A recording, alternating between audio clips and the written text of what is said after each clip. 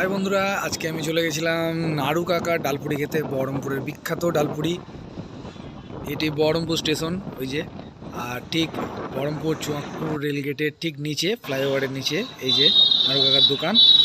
তো সকালের টাইমে, শীতের বেলা, সকালেই চলে এসেছিলাম ডালপুরি আর তরকারি খেতে।